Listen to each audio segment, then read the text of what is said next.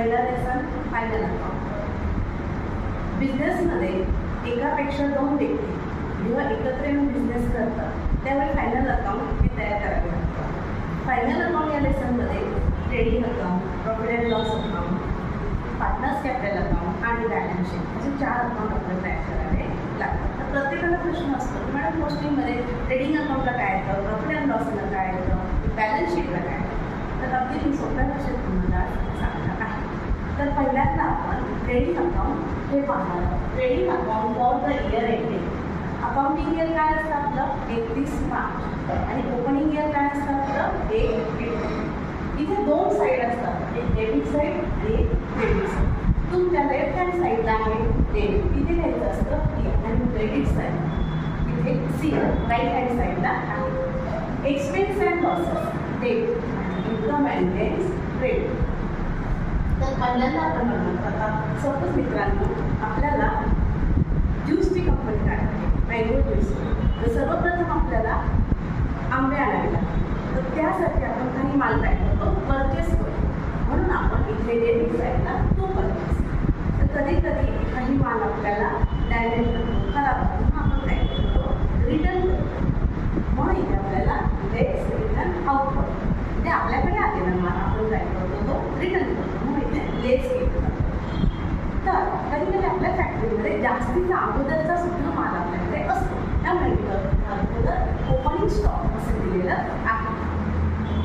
तर पुढे आपण बघणार आहोत जेव्हा माल इथून जवळपासून आणायचा असेल तर तो आपण आपल्या एम्प्लॉयला सांगतो की तू येत आहे तर घेऊन ये. कॅरी कुठलीही गोष्ट आपल्याला लागतो कॅरी, कुठली कॅरी येते एखादा माल काय करतो येतात घेऊन. मग त्यासाठी झालेला खर्च कॅरी निवडून माल आपल्याकडे काढतो येतो. त्यानंतर आपल्याला कधीकधी माल दुसऱ्या इथून आपल्याला आणायला लागतं. ट्रान्सपोर्टचं त्याला काय म्हटलं जातं फ्लाईट चार्ज. तर कधी आपल्याला कच्चा माल आणण्यासाठी इतर राज्यातून महाराष्ट्राबाहेरून आपल्याला माल आणावा लागतो. त्यासाठी आपल्याला ऑफलाईन ड्युटीचा कर हा भरावा लागतो, तो कुठे येणार डेबिट साईड.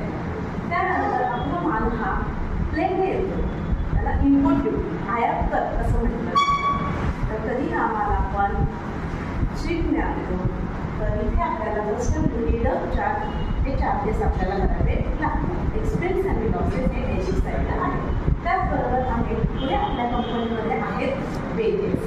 वेजेस म्हणजे एम्प्लॉईज काय करतात आपल्या कंपनीमध्ये काम करतात, तेव्हा आपण त्यांना काय दिलं जातं वेजेस दिले. वेजेस म्हणजे काय वेजेस अँड सॅलरी.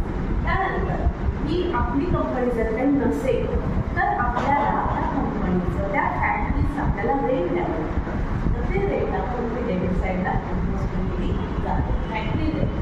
तर फॅक्टरीमध्ये आपल्याला लाईटिंग हिटिंग फिटिंग हे करावे लागते डेबिट साईडला.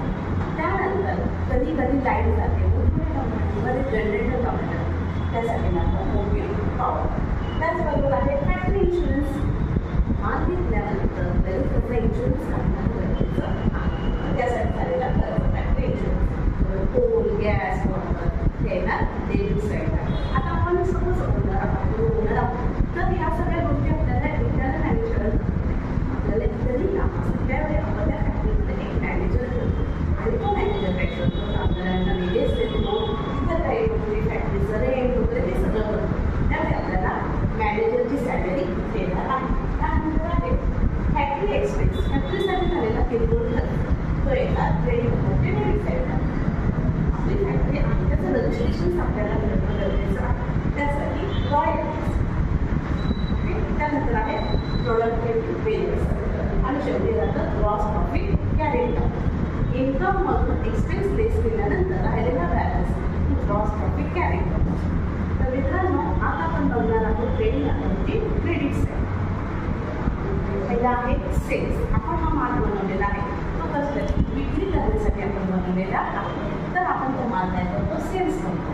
सेल्स म्हणजे आपण समोरच्या दुकानदारांना काय करतो तो माल विकतो. तर कधी कधी तो माल खराब होऊ शकतो, म्हणजे काही डॅमेज होतो की समोरचा व्यक्ती आपल्याला पुन्हा माल काय करतो रिटर्न करतो. तर जो रिटर्न इनपुट आणि ते काय केलं जातं सेल्समधून लेस केलं जातं. Okay. Then next to goods distributed resample. माझी कंपनी आहे मँगो ज्यूस. तर मी जवळपासच्या इथे काही दुकानदार असणार किंवा काही लोक असतात त्यांना मी ज्यूस हे फ्रीमध्ये देतो. त्यावेळी हा माल काढतो कारखान्यातून बाहेर जातो. त्यामुळे क्रेडिट साईडला गुड डिस्ट्रीब्युटेड फ्री सॅम्पल्स म्हणजे जो माल आपल्या फॅक्टरीमधून बाहेर जातो तो येणार क्रेडिट साईडला. त्याने next goods withdrawal for a personal use. आपण स्वतः प्रोप्रायटर आहोत आपल्या घरी आणि फंक्शन असेल तेव्हा आपण आपल्याच कारखान्यातला फॅक्टरीतला माल हिंदी ज्यूस सगळ्यांना आपण देतो. त्यावेळी तो माल काय करतो आपण स्वतः यूज करतो. ते यूज करण्यासाठी आपण कारखान्यातून तो माल फॅक्टरीमधून तो माल काय करतो आपण बाहेर